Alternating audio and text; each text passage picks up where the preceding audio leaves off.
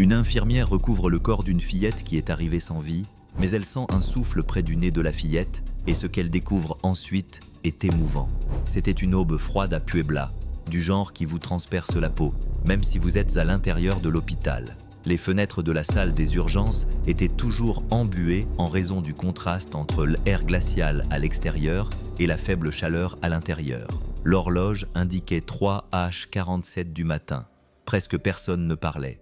Seuls les pas dans le couloir se faisaient entendre, la machine à café faisait du bruit de temps en temps, et le silence de ceux qui ne reviendraient jamais régnait. Mary Torres, 52 ans, avait tout vu en près de 3 décennies en tant qu'infirmière. Mais il y avait quelque chose dans cette nuit qui l'avait émue d'une manière différente. C'était peut-être la façon dont la fillette était arrivée, enveloppée dans un drap déchiré, portée par 2 ambulanciers qui n'osaient même pas la regarder dans les yeux. C'était peut-être l'âge de la fillette, ou l'odeur, une forte odeur de saleté, de sueur et de négligence. Une odeur qui n'appartenait pas à une fillette. La fillette devait avoir environ 7 ans, peut-être 8. Sa peau était froide et collante. Ses cheveux étaient emmêlés et semblaient gras, comme s'ils n'avaient pas été lavés depuis des semaines, comme si personne ne l'avait touché depuis longtemps. Ses ongles étaient sales, ses vêtements étaient mouillés d'urine séchée et tachés de saleté. Elle n'avait aucune pièce d'identité, pas de sac à dos, pas de documents. Rien, juste une paire de petites baskets très usées, comme si elles avaient déjà été portées par de nombreux pieds avant le sien. Le médecin de garde, fatigué et pressé, l'examina, secoua lentement la tête, remplit les papiers et dit à voix basse ce que personne ne veut entendre. Heure du décès, 2h48, probablement une pneumonie non traitée. Infection grave, le cœur s'était arrêté. Mary acquiesça simplement. Elle prit le drap blanc d'une main ferme, mais son cœur était en proie au chaos. Elle détestait ce moment. S'occuper de quelqu'un après que la vie l'ait déjà quitté était la partie la plus difficile de son travail. Encore plus quand il s'agissait d'un enfant. Elle s'approcha lentement. La fillette avait un visage mince, les joues creuses. Elle avait un petit grain de beauté près de son œil gauche, et pendant 1 seconde, Mary sentit une boule dans sa gorge. Elle se souvint de quelque chose, de quelqu'un, mais chassa immédiatement cette pensée. Avec précaution, elle commença à recouvrir le corps. D'abord les pieds, puis les petites mains froides aux doigts tordus comme s'ils avaient rétréci sous l'effet de la peur. Puis le torse. Elle prit une profonde inspiration avant de couvrir le visage. « Repose-toi maintenant, mon enfant », murmura-t-elle, dans un souffle que personne n'entendit. Puis, avec le drap dans ses mains, prête à couvrir la dernière partie du visage de cette petite fille oubliée, Mary se figea. Quelque chose d'étrange, de très étrange. Mary fronça les sourcils, plissa les yeux, et les paupières de la petite fille bougeaient légèrement, presque insensiblement. Mais elle bougeait, comme si au fond d'elle-même, elle rêvait. C'était subtil, mais clair, un minuscule tremblement, comme celui de quelqu'un qui rêve avec peur ou nostalgie. Le cœur de Mary fit un bond, et elle cligna même des yeux, pensant que tout cela était dans sa tête, une illusion, la fatigue. Après tout, elle était épuisée. Une lourde garde, une aube froide, peu de nourriture dans son estomac. Cela pouvait être cela, cela devait être cela. Mais alors vint un son très doux, comme un clic. Elle tint le drap en l'air, le regard fixé sur le visage de la jeune fille. Le son semblait venir de sa poitrine, un craquement étouffé, puis le silence, long, lourd, et ensuite quelque chose se produisit que personne n'attendait, un soupir, presque rien, presque un murmure, mais il était là. Mary ne bougea pas. Le drap flottait toujours dans les airs coincés entre ses doigts, ses yeux se remplirent de larmes sans qu'elle s'en rende compte. Tout son corps se figea. Ce n'était pas possible. Elle connaissait la mort. Elle savait ce que c'était. Elle savait quand elle arrivait. Elle savait quand elle était définitive. Oh, elle pensait le savoir. Le drap tomba de sa main. Sa respiration devint courte, bloquée. Elle fit un pas en arrière, puis un autre en avant, dans un va-et-vient confus de quelqu'un qui ne sait pas quoi faire. Elle voulait appeler quelqu'un, mais la voix ne sortait pas. Elle ne pouvait que murmurer « Mon Dieu saint ». Elle regarda la poitrine de la fillette, attendit, compta dans sa tête. 1, 2, un autre soupir. Mary sentit ses jambes trembler. C'était réel, c'était vrai. La fille était là, elle avait la vie, même si elle était minime, même si elle était cachée, elle avait la vie. Le monde s'arrêta un instant. Il n'y avait plus d'horloge, plus de bruit dans le couloir, plus de garde, plus rien. Seulement ce petit corps, si maltraité, si seul. Et pourtant, respirant, Mary posa sa main sur le visage de la fillette. Il était froid, mais pas glacé comme auparavant. Elle colla son oreille contre sa poitrine, presque essoufflée, presque effrayée de n'entendre rien. Mais elle entendit un son faible, instable, mais il était là. Elle resta paralysée. Les larmes coulaient maintenant librement, sans tristesse, sans contrôle. Le corps qu'elle allait recouvrir n'était pas mort. Il était là. Le visage de la jeune fille était à nouveau visible, les yeux fermés, les expressions calmes. Mais sa poitrine bougeait. Ce n'était pas une illusion, ce n'était pas un espoir vain, c'était un mouvement presque invisible mais constant, qui montait et descendait. Elle respirait. « Sainte Marie », murmura Mary d'une voix faible. Ses yeux se remplirent de larmes. Une fois de plus, elle posa sa main sur la poitrine de la jeune fille. Elle sentit la peau, froide mais vivante. Puis le désespoir la submergea. Elle se retourna brusquement et cria dans le couloir. « À l'aide! À l'aide! Elle est vivante! Pour l'amour de Dieu !» Sa voix était tremblante, forte, presque brisée. Elle n'avait jamais crié comme ça à l'hôpital. Mais ce n'était pas une urgence comme les autres, c'était un miracle. Les secondes semblaient durer des heures. Mary garda sa main sur la poitrine de la fillette, comme si cela pouvait y maintenir la vie, comme si la chaleur de son contact aiderait ce petit poumon à continuer de fonctionner. Ses yeux fixés sur le visage de la fillette, elle cherchait tout autre signe. Sa peau était encore froide, mais semblait moins rigide. Il y avait un souffle, une petite force qui luttait pour ne pas s'éteindre. Puis la porte s'ouvrit brusquement, des pas rapides. Le médecin de garde, le docteur Lourdes, entra, perplexe. Que s'est-il passé? Elle respire, docteur. Mary désigna la fillette, la main toujours posée sur sa poitrine. Je l'ai entendue, je l'ai vue. Elle est là, elle est revenue. Le médecin courut vers le brancard, repoussa doucement Mary, prit le stéthoscope, écouta, puis posa ses doigts sur le cou de la fillette. Son visage changea. Elle devint sérieuse, concentrée, comme quelqu'un qui essaie de comprendre l'impossible. Il y a un pouls faible, mais il y en a un, murmura-t-elle. Mon Dieu. Mary porta ses mains à sa bouche. Mary appelle l'équipe immédiatement. Dis-leur qu'il s'agit d'un code rouge pédiatrique. Elle est en vie. Mary courut vers le téléphone, tremblante, manquant de trébucher sur ses propres pieds. Elle composa le numéro, les alerta tandis que le médecin commençait à se préparer pour l'intubation. Dans un coin de la pièce, une larme coula sur le visage de l'infirmière, non pas de tristesse, mais de soulagement, de peur, de foi. Car pendant ce service solitaire, elle vit quelque chose qu'elle n'avait jamais vu auparavant. Un corps que l'on avait déjà déclaré mort, un drap qui recouvrait déjà la faim. Le docteur Lourdes, les cheveux tirés en arrière de manière désordonnée et les mains gantées, donna des ordres brefs et fermes. Les infirmières suivirent attentivement chaque instruction. Elles intubèrent la jeune fille aussi doucement que possible. Sa respiration commença à être assistée par des machines. Sa poitrine bougeait désormais à l'aide d'une machine. Le bruit de l'oxygène qui entrait et sortait remplissait la pièce comme une musique tendue, mais pleine d'espoir. « Elle est très instable », murmura le docteur Lourdes, presque pour elle-même. Fréquence basse, saturation variable, mais elle est là. Mary prit une profonde inspiration. Son cœur battait toujours à tout rompre. Elle s'approcha lentement de la civière, craignant de gêner, mais incapable de rester à l'écart. Elle se tint à côté du lit et regarda ce visage silencieux et impuissant, désormais équipé d'un tube entre les lèvres et entouré de fils. Pourtant, c'était le même visage, la même fille qu'elle croyait perdue. « Que pensez-vous qu'il lui soit arrivé ?» demanda Mary d'une voix basse, presque chuchotante.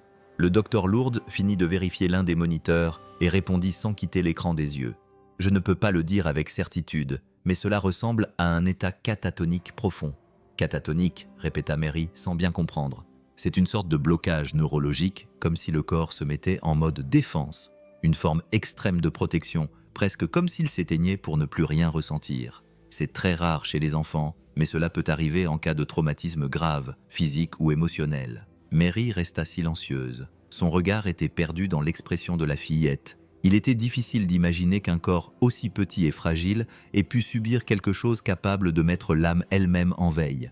Elle tira une chaise, s'assit à côté du lit et prit doucement la petite main de la fillette. Elle était froide, ses doigts étaient fins, sa peau semblable à du papier, mais son pouls était faible, certes, mais présent.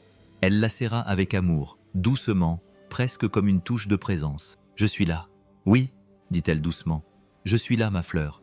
Tu n'es pas seule. » Le médecin lui jeta un coup d'œil et ne dit rien.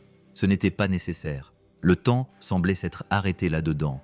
Mary resta à tenir cette petite main pendant plusieurs minutes sans rien dire, juste en ressentant quelque chose qu'elle ne pouvait expliquer. Une chaleur dans sa poitrine, une boule dans sa gorge et un grand besoin de protéger cette fille de sa propre vie si nécessaire. Il y avait quelque chose chez cette fille, quelque chose qui touchait un endroit qui Mary pensait fermé depuis des années. C'était comme si, même inconsciente, même si faible, la petite fille disait « Ne m'abandonne pas ». Et à cet instant, Mary sut qu'elle n'abandonnerait pas, quoi qu'il arrive. Plus tard, une fois la petite fille stabilisée dans l'unité de soins intensifs pédiatriques, Mary entra dans la chambre avec des vêtements propres dans les mains. Il s'agissait de petits vêtements donnés par d'autres mères d'enfants hospitalisés, un pantalon en coton doux, un t-shirt rose délavé, des chaussettes, tout simples, mais propres, secs, sentant le savon, quelque chose qui donne de la chaleur, qui enveloppe. Elle s'approcha lentement du lit, le cœur toujours lourd, mais désormais enveloppé d'une couche d'espoir. La fillette était là, toujours intubée, toujours silencieuse, mais vivante, aussi vivante qu'elle pouvait l'être. Mary écarta les draps et commença à retirer délicatement les vêtements sales qui recouvraient encore son corps, les manches collées à sa peau fine, les poignets tachés de vieille saleté, une forte odeur émanant encore de ces tissus, une odeur d'abandon, de rue, de froid. Elle procéda lentement, comme si elle avait peur de faire plus de mal que celui que la vie avait déjà fait à cette fille. Et lorsqu'elle arriva à ses pieds, elle vit les baskets, de taille trop petite, sans marque, pleines de saleté sèche sur les semelles, le tissu extérieur déchiré dans un coin. Le lacet de l'une d'elles avait été remplacé par un morceau de corde. Mary se pencha, posa l'une des baskets sur ses genoux et commença à l'enlever. Lorsqu'elle retira lentement la semelle intérieure usée, elle vit quelque chose qui la fit s'arrêter. Là, écrite au stylo bleu, estompé par le temps et l'usage, se trouvait un nom, tremblant, presque effacé. Gabriella R. Elle le lut à haute voix, comme si elle ne pouvait croire ce qu'elle voyait. Gabriella R. regarda l'autre basket, et là, il était à nouveau écrit, le même nom mal orthographié, comme s'il avait été griffonné par une main pressée ou par quelqu'un qui n'était pas sûr que cela servirait à quelque chose. Mary sentit une boule dans sa gorge. C'était le seul indice permettant d'identifier cette fille. Pas de papier, pas de bracelet, rien dans ses poches, pas de sac à dos, juste ça. Un nom mal orthographié sur la semelle intérieure d'une vieille basket. Elle saisit les deux baskets dans ses mains, les pressa contre ses genoux et resta ainsi un moment, les regardant et réfléchissant à tout ce qui pouvait se cacher derrière ce nom. Qui l'avait écrit? La fille elle-même? Sa mère? Quelqu'un qui avait peur de la perdre? Quelqu'un qui n'avait rien, mais qui essayait quand même de s'assurer que si elle disparaissait, au moins, on connaîtrait son nom. Mary leva les yeux vers Gabriella. Oui, maintenant elle avait un nom, et les noms sont importants. Ils donnent une identité, ils donnent une existence. La fille était Gabriella, et cela changeait tout. Elle prit une profonde inspiration, essuya une larme qui avait coulé sans qu'elle s'en rende compte, et parla doucement, comme si elle faisait une promesse. « Gabriella, maintenant tu n'es plus seule, je t'ai trouvée. » Et à cet instant, ce nom griffonné devint une encre, un fil la reliant à la vie que Gabriella avait failli perdre. Et Mary sut alors qu'elle ferait tout ce qui était en son pouvoir pour découvrir qui se cachait derrière ce R. Car aucun enfant ne devrait entrer à l'hôpital comme un corps sans nom et en sortir comme un simple numéro. Non. Gabriella était quelqu'un, et maintenant elle avait quelqu'un qui le voyait. Le lendemain matin, le couloir de l'hôpital continuait à suivre sa routine, avec ses pas rapides, ses voix étouffées et cette atmosphère toujours tendue de ceux qui vivent avec la fine ligne entre la vie et la mort. Mais dans cette zone, l'atmosphère était différente, un silence distinct, presque respectueux, comme si tout le monde savait, même si ce n'était pas le cas, que quelque chose d'incroyable s'était produit là quelques heures auparavant.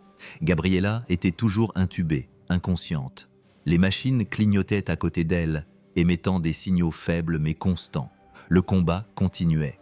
Mary, qui ne quittait jamais le chevet de la jeune fille, avait l'impression qu'une partie d'elle-même avait également été intubée ce matin-là. Elle était complètement là.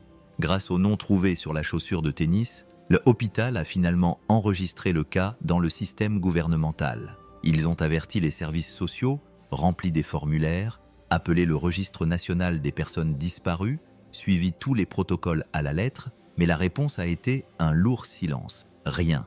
Aucune trace sous le nom de Gabriella R. Aucun signalement de disparition. Aucun enfant de ce nom signalé. Aucune école qui la reconnaissait.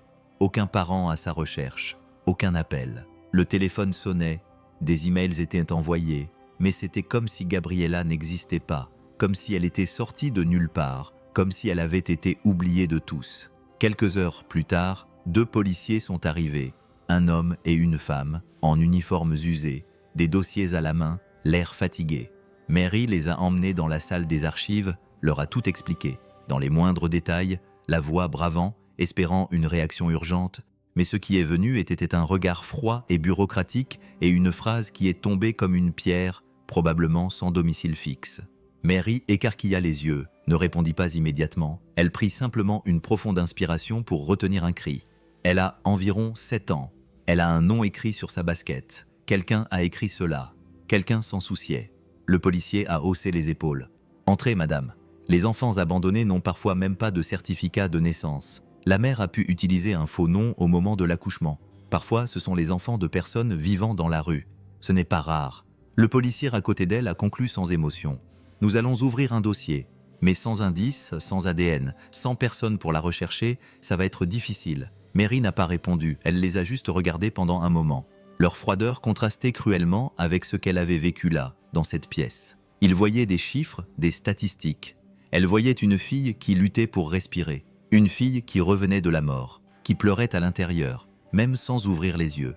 Après le départ de la police, Mary retourna dans la chambre, s'assit à côté du lit de Gabriela et lui prit à nouveau la petite main. « Ils pensent que tu n'es personne », murmura-t-elle les yeux remplis de larmes. « Mais moi, je te vois, mon enfant, je te vois. » Et elle restait assise là, en silence, la main serrant celle de la fillette, comme pour lui dire sans mots « Tant que je serai là, tu ne seras pas invisible. » La douleur de voir un enfant oublié de tous est indescriptible.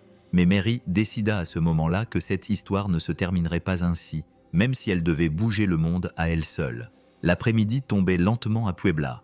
La lumière du soleil filtrait à travers la haute fenêtre de l'unité de soins intensifs, traversant le verre et touchant les draps d'une lueur presque dorée.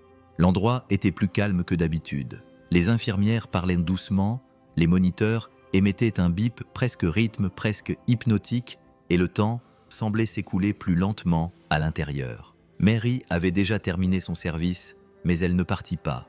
Elle ne pouvait pas. Son corps était peut-être fatigué, mais son cœur n'avait plus de repos. Elle s'assit à nouveau à côté du lit de Gabriela, rapprocha la chaise comme si elle rendait visite à un membre de sa famille. Elle prit à nouveau la main de la petite fille. C'était désormais un geste automatique, aussi naturel que respirer. Elle s'assit là tranquillement, regardant le visage de la fillette, sa peau toujours pâle, ses yeux fermés, le tube respiratoire scotché au coin de sa bouche, le bruit de la respiration mécanique remplissant la pièce. Chaque respiration artificielle était une bataille gagnée. Mary le savait. Elle n'attendait rien, aucun signe, aucun miracle, aucune amélioration. Elle voulait juste être là, être présente, croire que d'une manière ou d'une autre, Gabriela sentait qu'elle n'était pas seule. Et c'est à ce moment-là, entre 2 respirations, que cela s'est produit. Mary regardait directement le visage de la fillette quand elle a vu ses cils bouger. D'abord, ce fut un léger tremblement, un bref spasme, puis la paupière s'est soulevée juste un peu, pas assez pour révéler l'œil, mais assez pour le rendre évident. Elle était là. Quelque part à l'intérieur, Gabriela était toujours là. Et puis, vint ce à quoi Mary ne s'attendait pas. Une larme lente, silencieuse et solitaire roula au coin de l'œil gauche de la jeune fille, traversa sa joue pâle et se perdit dans le drap blanc. Une seule larme, mais cela suffit à briser Mary de l'intérieur. Elle porta sa main à sa bouche pour essayer de retenir ses larmes, mais elle n'y parvint pas. L'émotion la submergea comme une avalanche. Elle s'appuya sur ses genoux, baissa la tête et laissa les larmes couler. Pas de tristesse. C'était plus que cela. C'était un mélange de douleur, de soulagement, d'espoir et d'une compassion si profonde qu'elle lui faisait mal au ventre. Elle se pencha, posa son front sur la main de la jeune fille et dit doucement « J'ai vu mon amour, j'ai vu que tu pleurais. Je suis là. Je ne te quitterai pas. Oui, je te le promets. » Les larmes de Gabriela étaient un cri silencieux. C'était comme si son corps disait ce que sa bouche ne pouvait pas dire, comme si cette seule goutte de sel disait « Je ressens, j'entends, je suis là ». Et dans cette unité de soins intensifs silencieuse, parmi les fils, les machines et les promesses murmurées, un lien fort et inexplicable est né, entre une fille qui pleurait sans ouvrir les yeux et une femme qui pleurait, parce qu'elle comprenait chaque millimètre de cette larme. L'horloge indiquait 10h17 du matin, lorsque le téléphone a sonné à la réception de l'hôpital. C'était un jour comme les autres, du moins pour ceux qui passaient dans les couloirs. Mais pour Mary, rien n'avait été normal depuis l'arrivée de Gabriella. Elle était dans la salle des archives en train de relire les notes du service précédent lorsqu'une des réceptionnistes, le téléphone toujours à l'oreille, l'appela avec un air inquiet. « Infirmière Mary, je crois que c'est pour vous. Il y a une femme au téléphone qui parle de la petite fille. » Mary se leva immédiatement, le cœur battant à tout rompre, décrocha le téléphone et parla calmement, essayant de cacher son angoisse. « Eh bien, qui est à l'appareil » À l'autre bout du fil, une voix féminine faible et tremblante s'est fait entendre, et la phrase qui en est sortie a fait frissonner Mary. « S'il vous plaît, la fille s'appelle Gabriella. » Bah, c'était tout. Exactement. Pas de tour de passe-passe, pas d'hésitation. Mary s'est figée. Son souffle s'est arrêté dans sa poitrine. Le nom que personne ne connaissait, qui ne figurait dans aucun registre. Le nom écrit à la hâte sur la semelle intérieure de la basket. La femme à l'autre bout du fil le connaissait. « Qui êtes-vous » Mary essaya de rester calme. « Comment connaissez-vous son nom » Mais l'appel commença à échouer. Un bruit étrange, comme si elle se trouvait dans un endroit sans bonne réception. Des grésillements, des interférences. La voix de la femme s'estompait. Mary a essayé d'insister. « Eh bien, madame, vous m'entendez » Silence, puis un clic sec. La communication a été coupée. Mary a tenu le téléphone contre son oreille pendant quelques secondes, ne sachant pas quoi faire. Elle a essayé de rappeler, mais la communication n'a pas abouti. L'écran affichait simplement une erreur de connexion. Elle se rendit à la réception et demanda des détails sur le numéro. Il s'agissait d'un téléphone portable prépayé sans identification dans le système. Même le pays ne pouvait être déterminé avec certitude. De retour dans la chambre, Mary s'assit et fixa le vide. Comment le savait-elle ? La question ne cessait de lui trotter dans la tête. Comment cette femme connaissait-elle le nom de Gabriella alors que même l'hôpital ne l'avait pas divulgué ?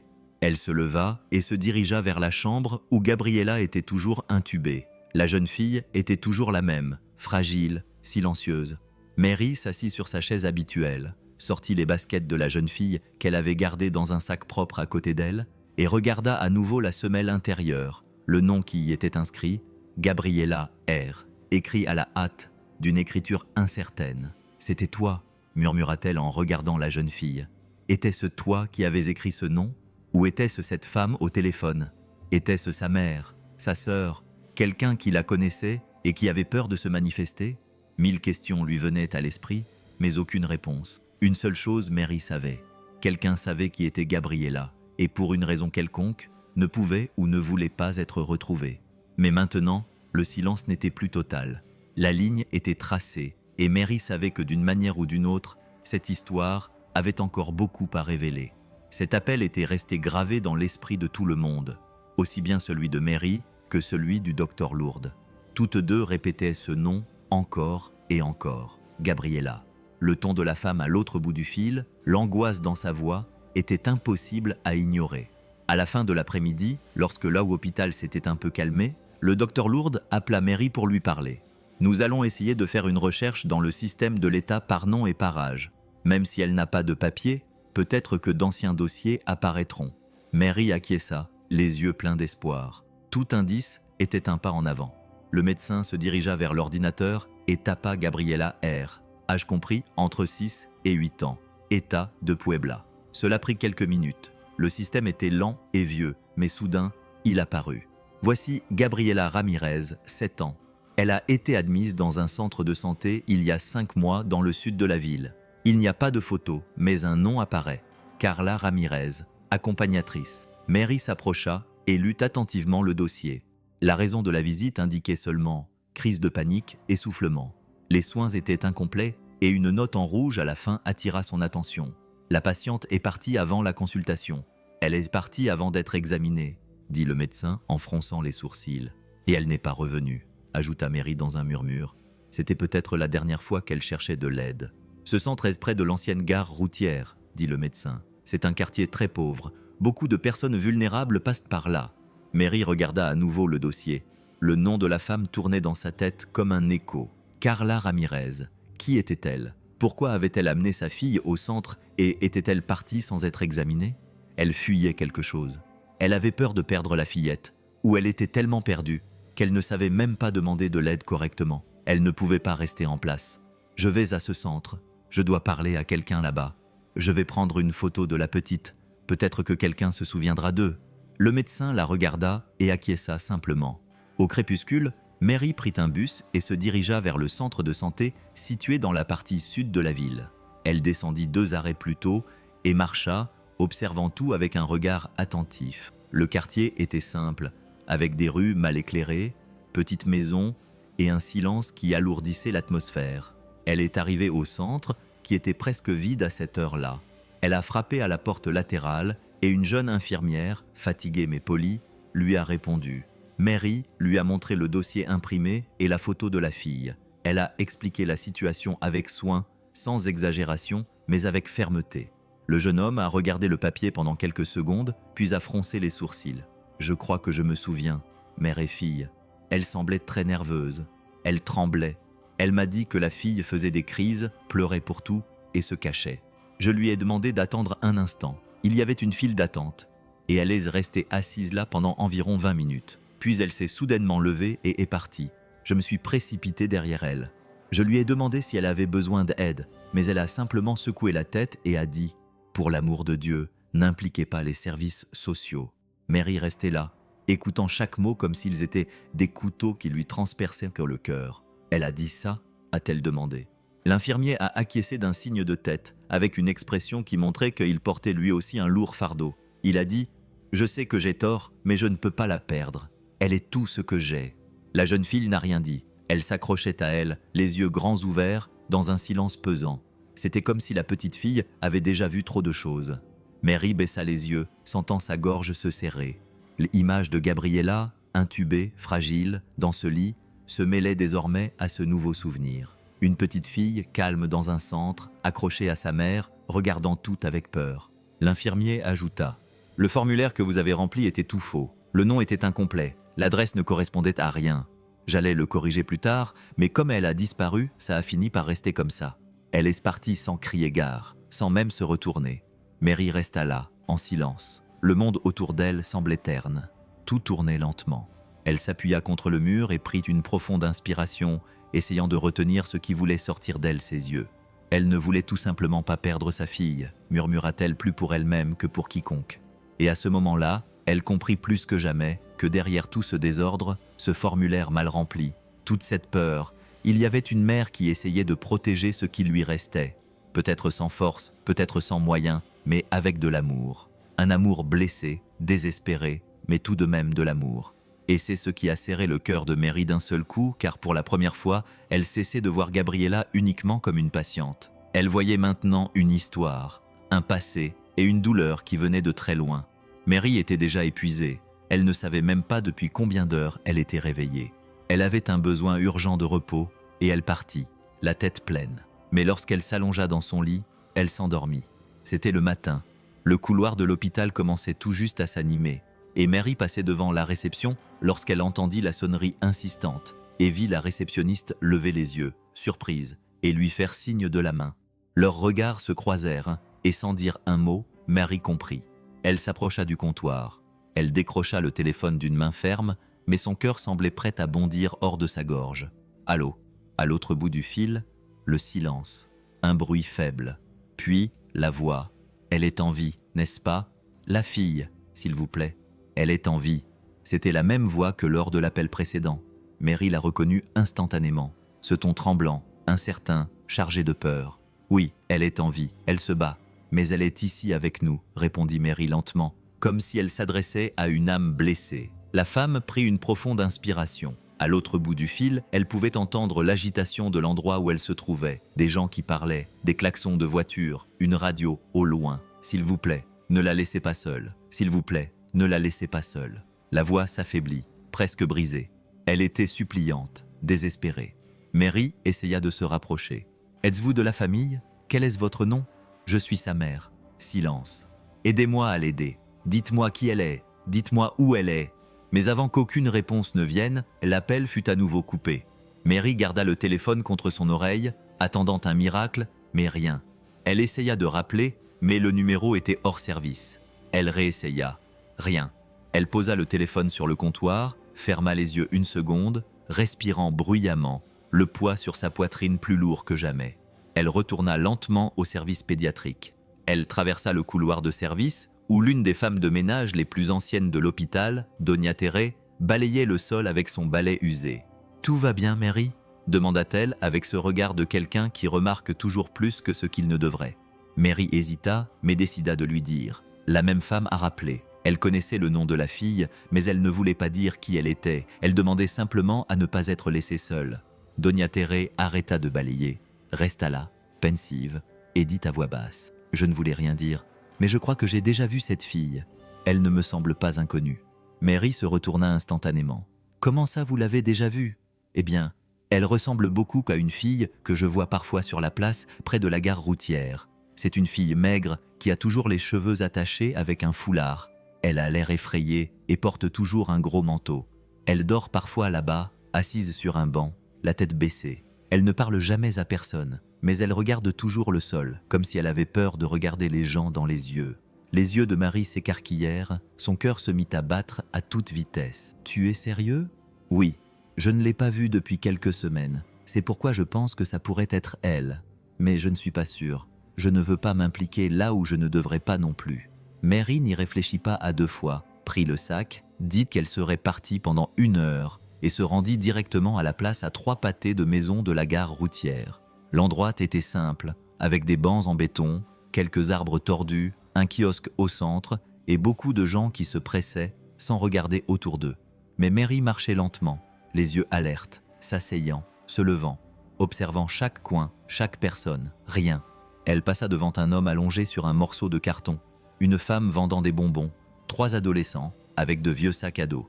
Mais personne avec le visage de la femme de l'appel ne s'est assis sur un banc, n'a regardé autour de lui et n'est resté là à attendre jusqu'à ce que le soir tombe et qu'il commence à faire nuit, car maintenant, elle savait. Qui que soit cette femme, elle était proche et avait peut-être juste besoin d'un peu de temps, de courage ou d'amour. Mary y retourna.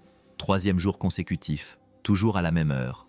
Elle s'assit sur le même banc, observant, attendant.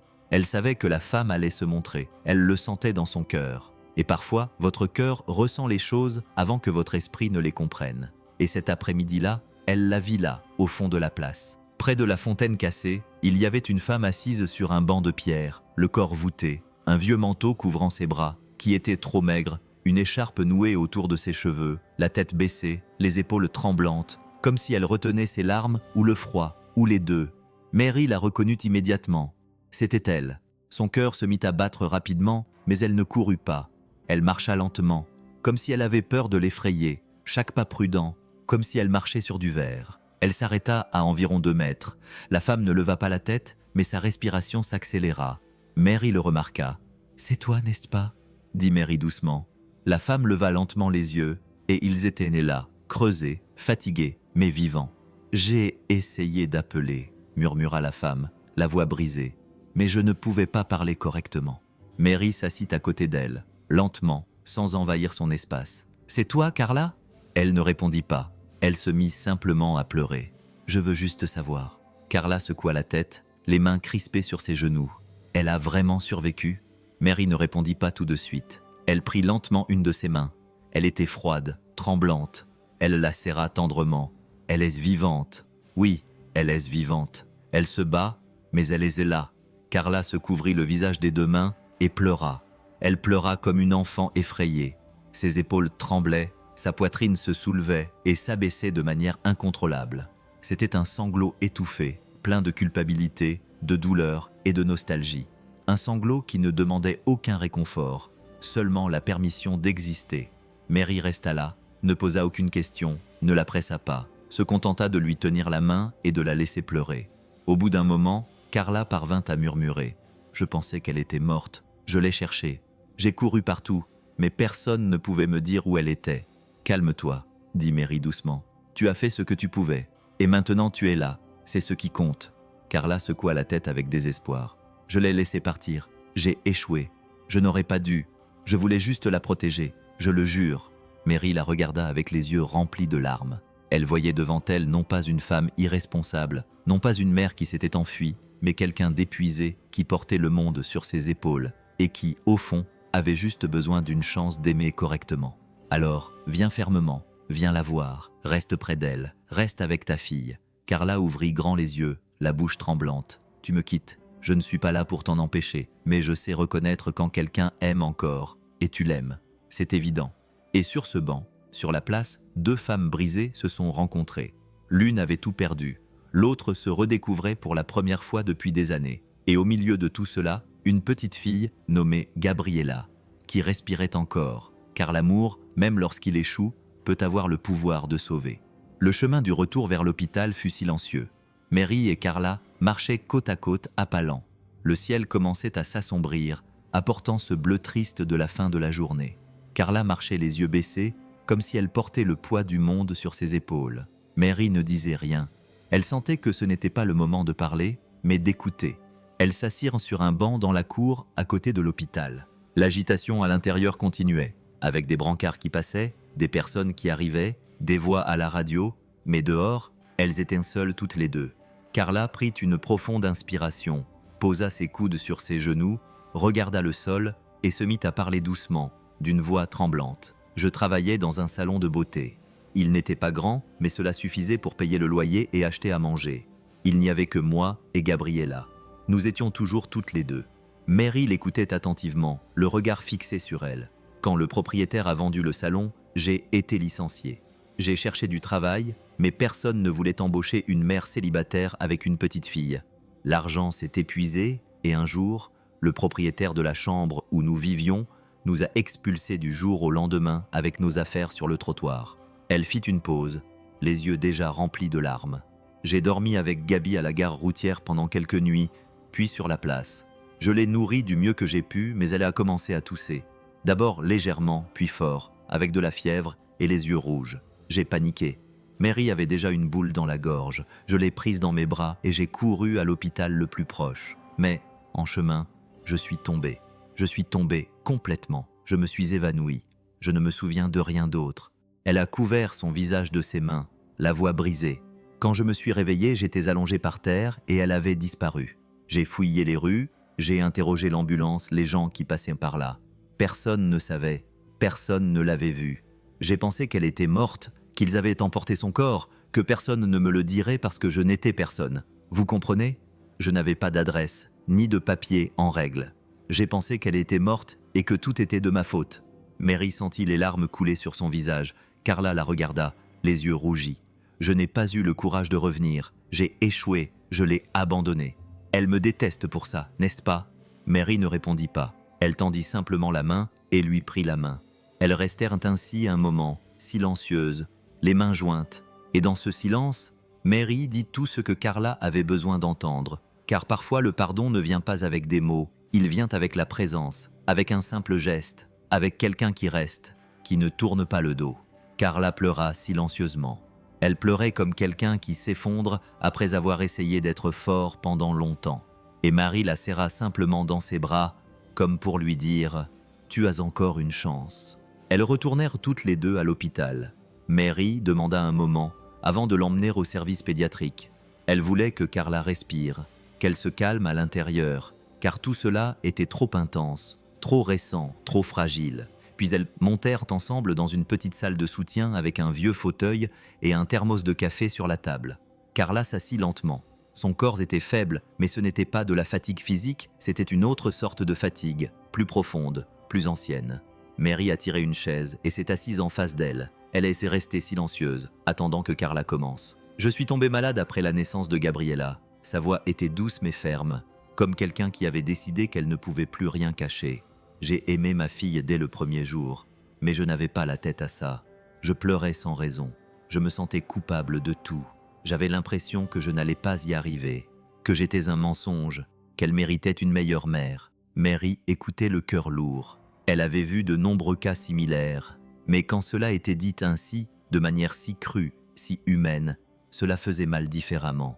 J'ai essayé de demander de l'aide, mais personne ne comprenait. Ils disaient que j'exagérais, que c'était juste de la fatigue, que toutes les mamans passaient par là, mais ce n'était pas ça. C'était un trou en moi, un vide, une tristesse collée à ma peau. Elle s'essuya le visage avec la manche de sa veste. Elle continua. Je me suis éloigné des quelques personnes que j'avais. Ils me jugeaient pour tout, pour la façon dont je m'occupais d'elle, pour la façon dont je lui parlais, même pour le fait d'être seul. Et puis j'ai commencé à échouer dans les petites choses, puis dans les grandes, jusqu'à ce que tout s'écroule. Elle fit une longue pause, le souffle saccadé. Quand ils m'ont expulsé de la chambre, j'ai eu l'impression que le monde confirmait ce que je pensais déjà, que j'étais inutile, que j'étais un fardeau. Je voulais juste qu'elle aille bien, même si c'était loin de moi, même si je disparaissais. Mary retenait ses larmes. Cela faisait trop mal. Entendre une mère dire qu'elle avait pensé à disparaître parce qu'elle croyait que sa fille serait mieux sans elle. Mais elle ne serait pas bien sans toi, Carla. Elle ne le serait jamais, dit enfin Mary. Carla ferma simplement les yeux. D'autres larmes coulèrent. J'ai échoué tant de fois. Mary se pencha et lui serra les mains. Tu as essayé seul, sans personne, et tu es là maintenant. Peu importe combien de fois tu es tombé, tu es revenu, et c'est ça le courage. Carla la regarda les yeux remplis de larmes, mais pour la première fois, ils étaient moins vides. Penses-tu qu'elle puisse me pardonner ? Mary serra ses mains plus fort. Je pense qu'elle t'attend toujours. Et à ce moment-là, entre deux femmes fatiguées, un nouveau lien est né. Un lien d'écoute, d'acceptation, d'espoir. Parce que parfois, tout ce dont quelqu'un a besoin, c'est qu'une autre personne lui dise « Je crois en toi ». Par ici, dit Mary, presque dans un murmure, comme si elle guidait un secret. Elles montèrent de 2 étages jusqu'à atteindre l'unité de soins intensifs. Mary ouvrit une porte discrète sans faire de bruit. Les couloirs étaient vides, baignés d'une lumière douce et jaune. Les moniteurs émettaient un bip doux et régulier. L'odeur d'alcool dans l'air semblait plus forte à cette heure-là. Carla marchait lentement, comme si elle marchait sur du verre, les yeux déjà remplis de larmes, la bouche tremblante. Mary s'arrêta à quelques mètres de la chambre et la désigna. La voilà. Carla resta immobile pendant une seconde, comme si elle ne savait pas si elle devait avancer, mais ses pieds la portèrent d'eux-mêmes. Lorsqu'elle atteignit la porte vitrée, elle regarda à l'intérieur, et là se trouvait Gabriella, allongée, intubée, fragile, entourée de câbles et de machines. Mais toujours elle. Carla appuya son front contre la vitre et laissa les larmes couler silencieusement, sans pouvoir les retenir. Elle pleurait, comme quelqu'un qui voit son âme hors de son corps, comme quelqu'un qui retrouve la pièce qu'il pensait avoir perdue à jamais. « Elle est si petite », murmura-t-elle, sans se rendre compte qu'elle l'avait dit à voix haute. Mary s'approcha lentement, regarda autour d'elle, prit une profonde inspiration et dit, entre quelques minutes, juste 2. Les yeux de Carla s'écarquillèrent. « Je peux ? Vas-y. » Elle entra comme si elle passait dans un autre monde. Elle fit 3 pas lents jusqu'au bord du lit. Elle s'agenouilla à côté de sa fille. Son visage était défait. Elle ne dit rien. Elle passa simplement doucement sa main dans les cheveux emmêlés de la petite fille. Puis elle effleura très doucement son front froid avec ses lèvres. Elle ferma les yeux. « Maman est là », murmura-t-elle, presque sans voix. « Maman est là, mon amour. » Elle resta silencieuse. Puis là, dans cette pièce calme, quelque chose se produisit. L'un des doigts de la jeune fille bougea de manière presque imperceptible. Un mouvement lent mais réel, comme si elle savait, comme si elle disait « Je t'entends, je te reconnais ». Carla regarda Mary, sous le choc. Mary porta la main à sa poitrine, surprise. « Elle a bougé », dit Carla, la voix brisée. « J'ai vu ça », répondit Mary, les yeux remplis de larmes. Le temps s'était arrêté. Le bruit des machines était resté le même. La nuit continuait dehors. Mais à l'intérieur de cette chambre, l'amour silencieux d'une mère avait réussi à transcender tout le reste. La douleur, la distance, la culpabilité, le silence. Cela avait touché le plus profond d'une petite fille. Et même sans un seul mot, Gabriella répondit. Tôt le lendemain, Mary frappa à la porte du bureau de l'administration de l'hôpital.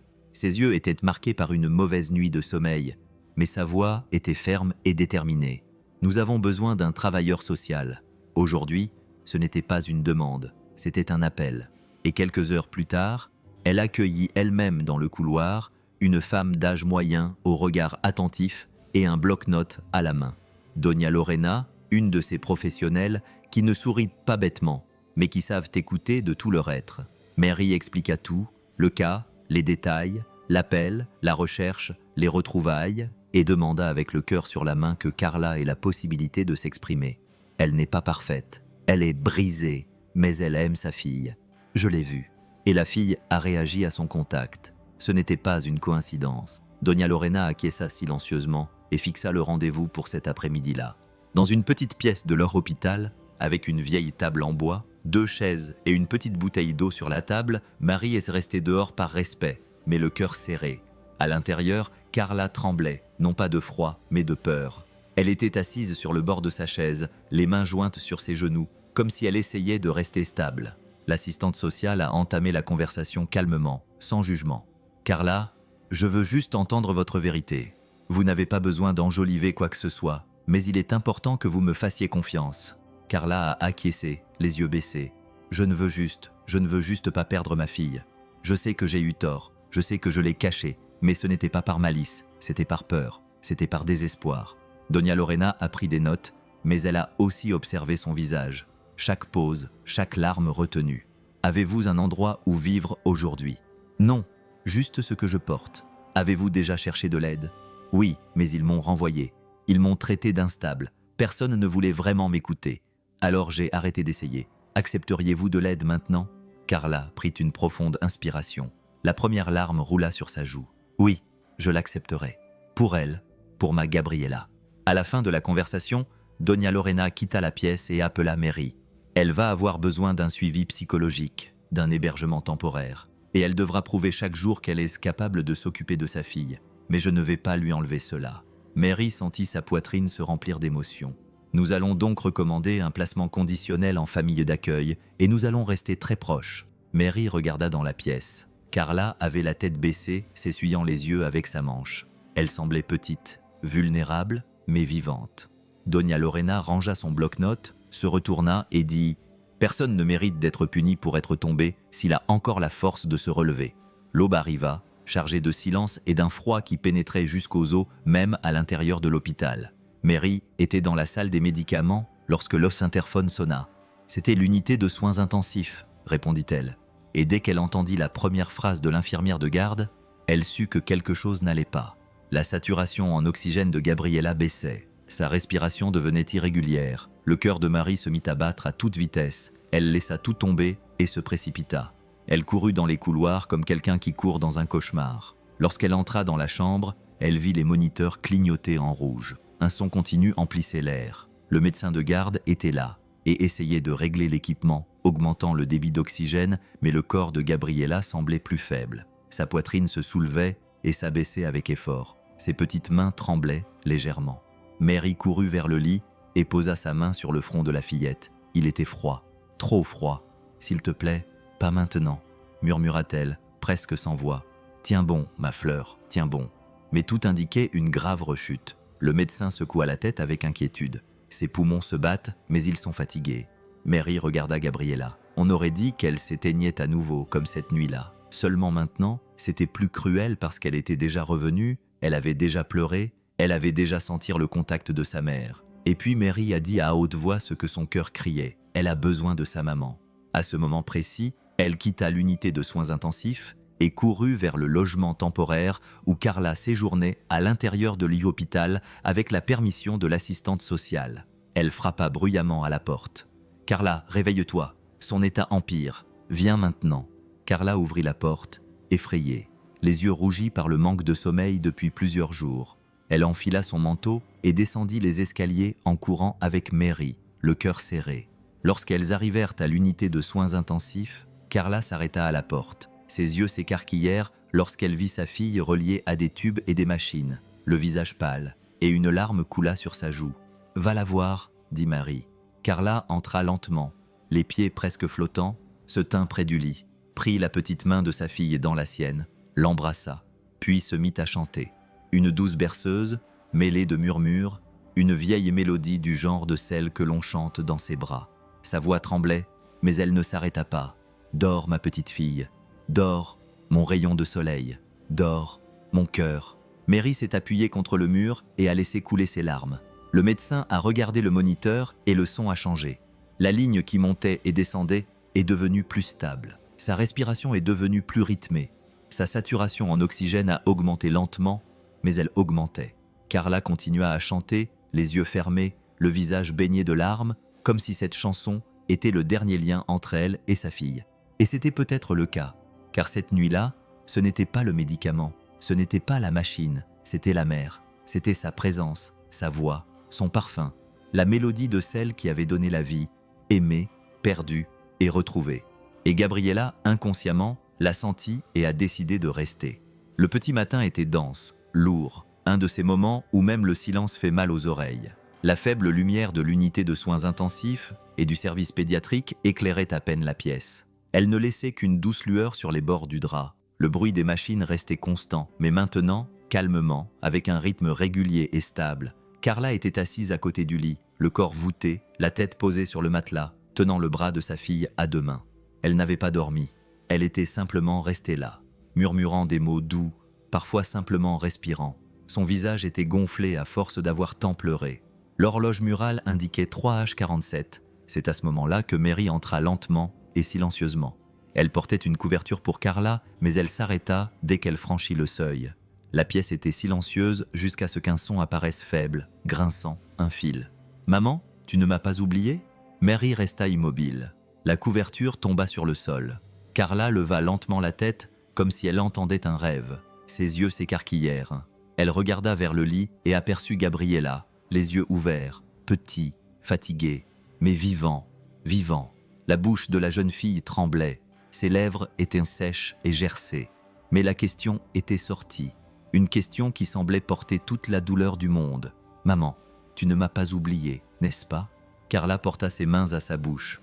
« Je t'ai oublié. » Sorti, coincé, douloureux, et elle s'effondra. « Jamais, mon amour, jamais !» dit-elle en se penchant lentement vers le visage de sa fille. Les larmes coulaient comme une rivière. Elle embrassa son front, ses joues, ses cheveux. « Je pensais t'avoir perdu. Je pensais ne plus jamais te revoir, mais je ne t'ai jamais oublié. Je ne t'ai jamais quitté.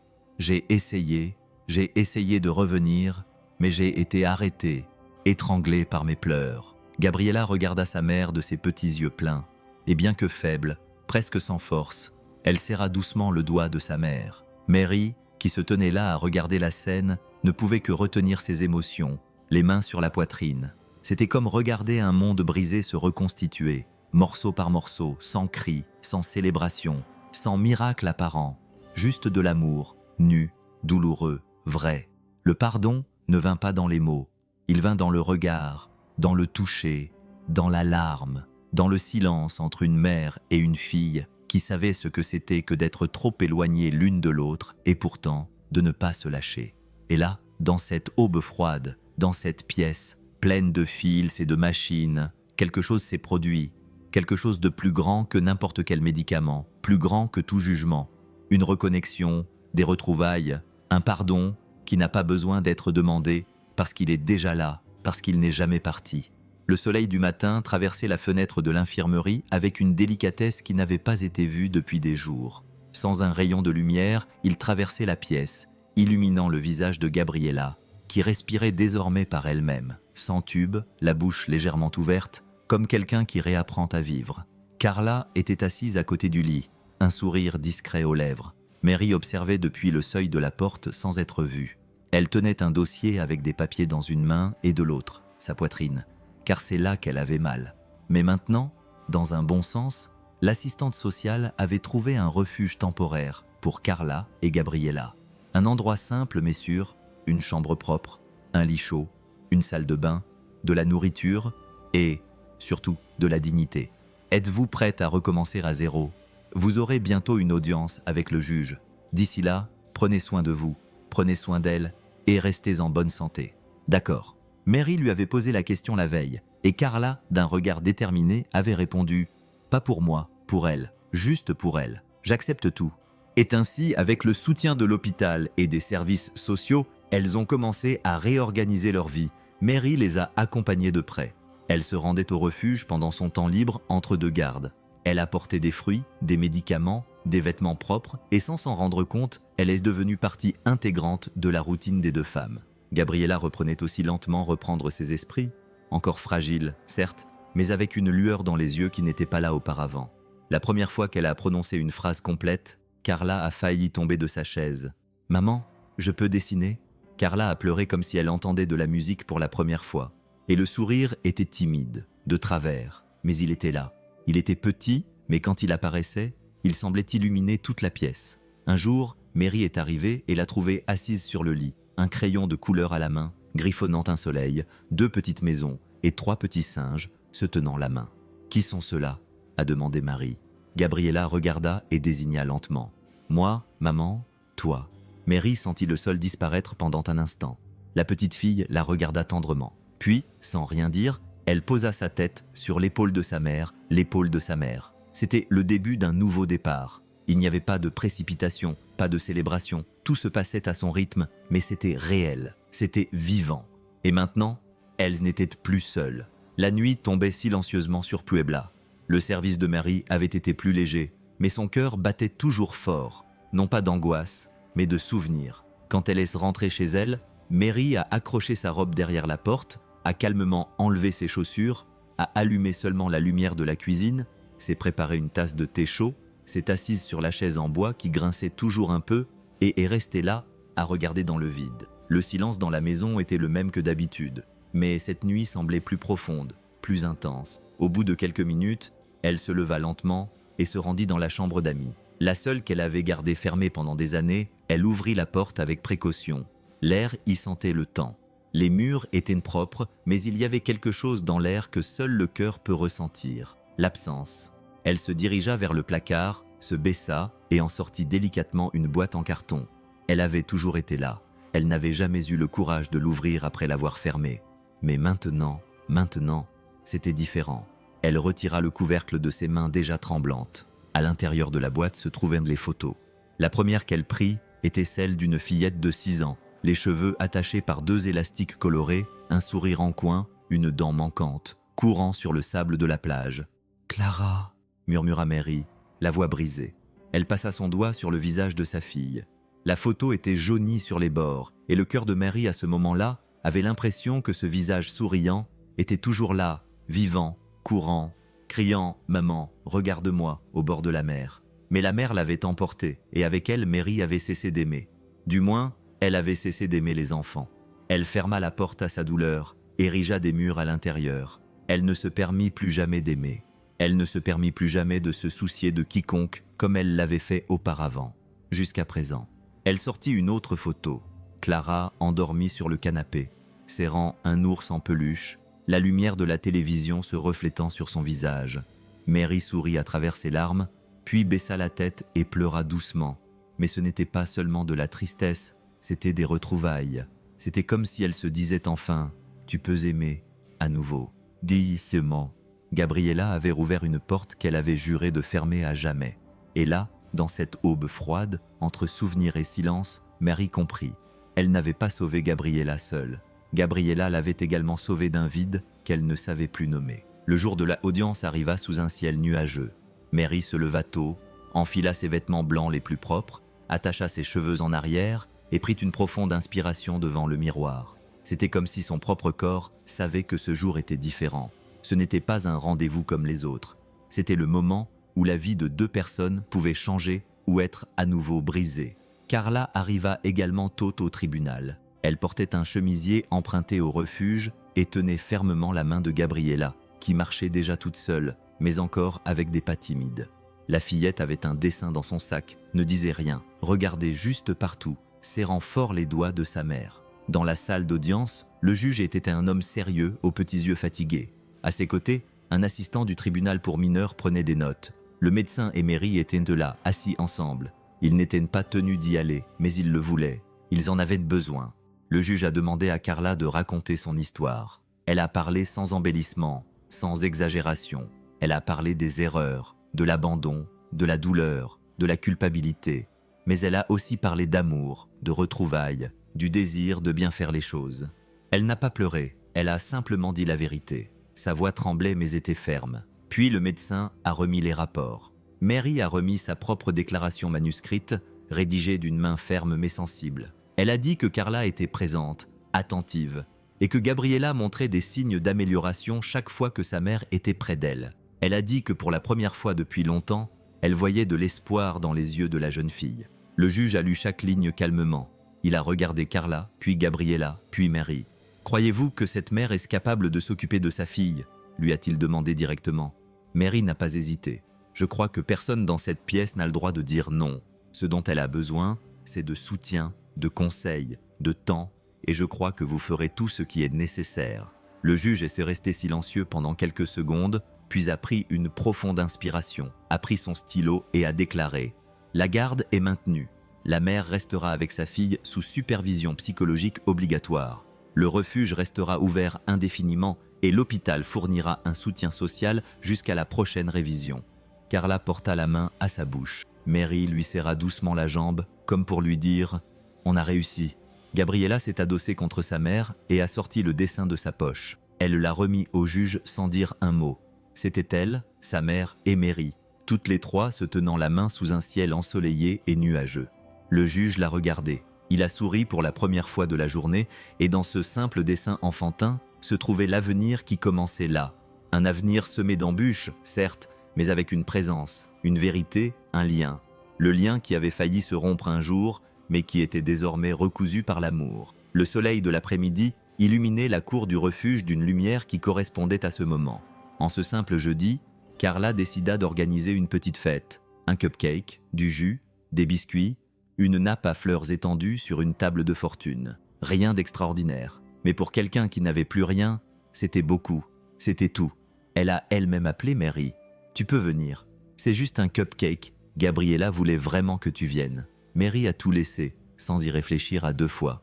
Elle est arrivée au refuge avec un sourire discret, les cheveux attachés n'importe comment, et un sac avec 3 ballons colorés. Rien de prévu, juste du cœur. En entrant, elle a vu Carla avec un regard calme sur son visage, et a vu Gabriella debout à côté de la table, dans une petite robe à fleurs, tenant un morceau de papier plié dans ses mains. La fillette courut vers Mary et lui saisit fermement la main. Mary se pencha, regarda la fillette dans les yeux, et c'est alors qu'elle entendit une voix douce mais claire dire « Tu es ma deuxième maman ». Mary se figea intérieurement.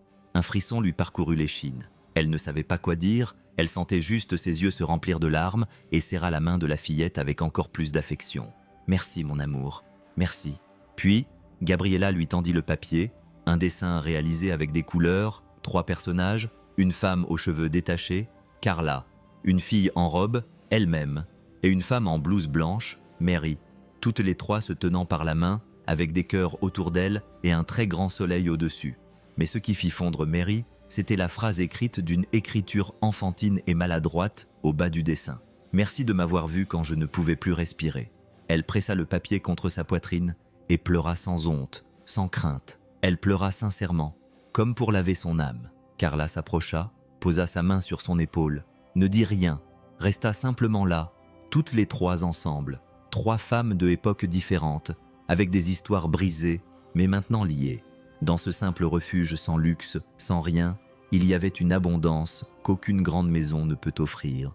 Un amour reconnu, un amour qui sauve, un amour qui voit, même dans l'obscurité, même sans air. Et ce n'était que le début. L'hôpital était plein ce matin-là, l'un de ces longs et lourds quarts de travail où la fatigue semble s'accumuler non seulement dans le corps, mais aussi dans l'âme. Mary, les yeux marqués et sa blouse déjà froissée, marchait lentement dans les couloirs, portant un autre drap blanc dans ses mains. Dans la salle à côté de la salle des urgences, un corps attendait d'être emporté. C'était un homme âgé, sans famille, victime d'une crise cardiaque soudaine. Mary a fait tout ce que toujours, avec soin, respect et silence. Elle a recouvert le corps lentement, a posé ses mains sur sa poitrine et, comme à son habitude, a murmuré une courte prière avant de quitter la chambre. Mais ce jour-là, avant de partir, quelque chose lui a serré le cœur. Elle s'est dirigée lentement vers le service de pédiatrie. Le couloir était sombre, seule la lumière de la réception était allumée. Les bruits du petit matin étaient faibles et étouffés. Mary passa devant le bureau d'accueil, salua d'un signe de tête et se dirigea vers la dernière chambre à droite. Elle poussa la porte avec précaution.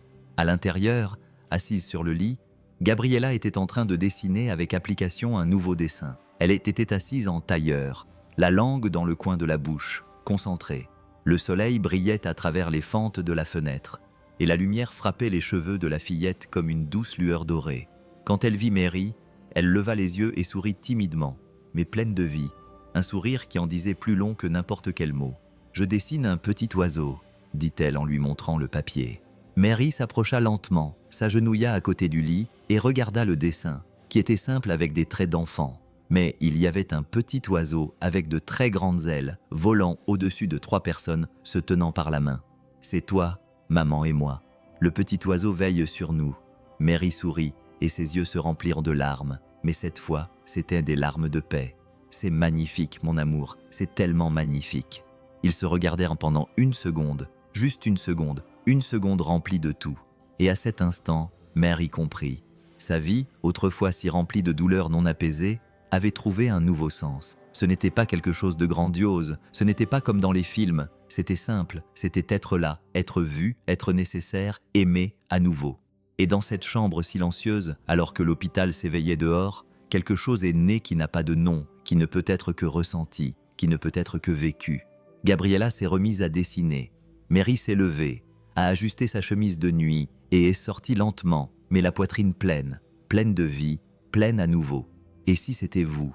Et si, un matin tôt, dans le silence pesant de l'hôpital, vous entendiez un soupir sous un drap, auriez-vous le courage de le retirer, de regarder à nouveau, de croire qu'il y avait encore de la vie, même si tout semblait terminé? Et si vous étiez la mère de Gabriella, seriez-vous revenu? Pourriez-vous vous pardonner? Quelle partie de cette histoire vous a le plus ému? Si cette histoire vous a touché autant qu'elle nous a touchés, cliquez sur la cloche maintenant pour ne pas manquer les prochaines vidéos. Nous ne racontons que des histoires qui transforment, qui nous émeuvent, qui nous rappellent à tous ce qui compte vraiment. N'oubliez pas de regarder les vidéos à l'écran, chacune a sa propre histoire. À bientôt dans la prochaine vidéo.